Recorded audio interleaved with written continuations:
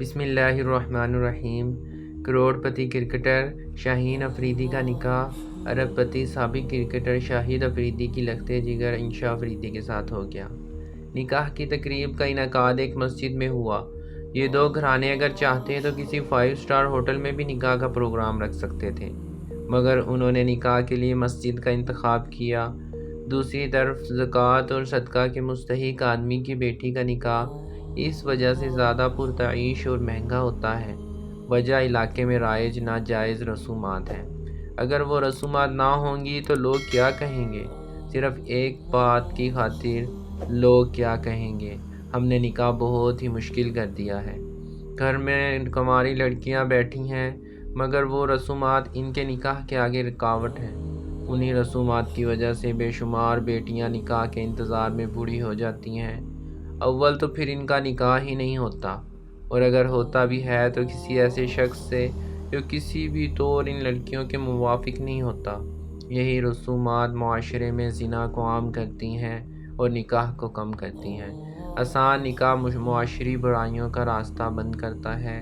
اللہ کے رسول صلی اللہ علیہ وسلم نے فرمایا، اس نکاح میں سب سے زیادہ برکت ہوتی ہے جس میں کم سے کم خرچ ہو۔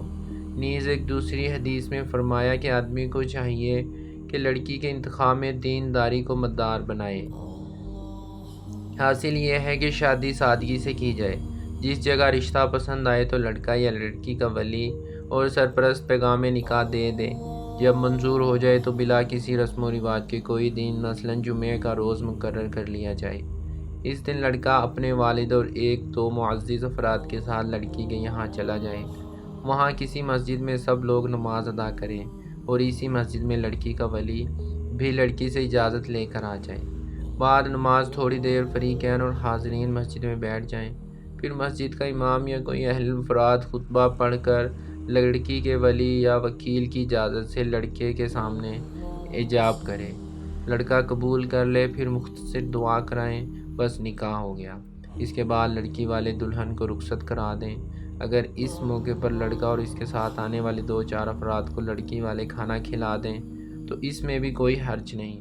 جب لڑکی رخصت ہو کر سسرال چلی آئے تو شب زفاف کے بعد لڑکا ولیمہ مسنون کر دے، جس میں حسب حیثیت اعزاء و اقارب نیز غربا مساکین کو مدعو کرنا کھانا کھلا دیں۔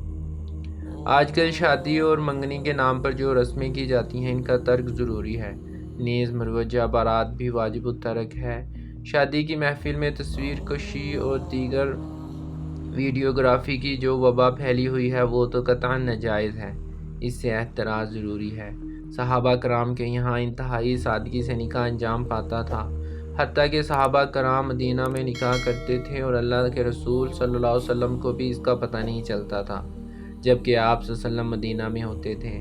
خود اللہ کے رسول صلی اللہ علیہ وسلم نے اپنی بعض ازواج مطہرات سے نکاح کا ولیمہ تو اس طور پر کیا کہ رفقائے سفر صحابہ سے فرمایا کہ جس کے پاس کھانے کی جو چیز ہے وہ لے آئے، پھر سب لوگ ایک ساتھ بیٹھ کر جمع شدہ چیزیں تناول فرما لیں۔ سبحان اللہ، بس ولیمہ ہو گیا۔ اس ولیمے میں نہ گوشت تھا نہ روٹی تھی، صرف کھجور، ستو، پنیر اور اس طرح کی چیزیں تھیں جو صحابہ کرام اپنے پاس سے لے کر آئے تھے۔ کہتے ہیں کہ ایک شخص نے اپنی بیٹی کا عظیم الشان نکاح کیا، ہر قسم کے کھانے دیے اور جاتے وقت ہر شادی میں آنے والے کو ایک ایک سونے کا سکہ دیا۔ اس کے بعد اس نے کہا کہ میں دیکھوں تو صحیح لوگ میری کتنی تعریف کرتے ہیں۔ جب اس نے چھپ کر لوگوں کی باتیں سنی تو وہ کہہ رہے تھے، یار کتنا کنجوس شخص ہے، 2 سونے کے سکے کیوں نہیں دے دیے۔ معزز سامعین، انسان کبھی خوش نہیں ہوگا، اس کے لیے آپ کچھ بھی کر دیں۔ اللہ اور اس کا رسول سادگی کو پسند کرتے ہیں۔